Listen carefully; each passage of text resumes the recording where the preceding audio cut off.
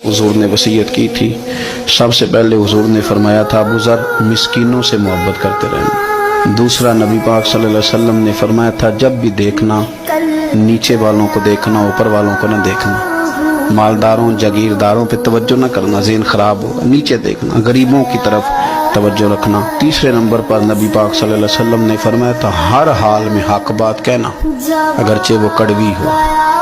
चौथे नंबर पे मेरे महबूब ने फरमाया था, अल्लाह के मामले में किसी की परवाह ना करना। कोई क्या कहता है कहता रहे, तुम रब के रास्ते पे चलते रहना, मलामत की परवाह ना कर। और पांचवें नंबर पर मेरे नबी पाक ने मुझसे कहा था, अगर रिश्तेदार तुझसे ताल्लुक तोड़े भी ना तो तू जोड़ के रखना, सिला रहमी न छोड़ना।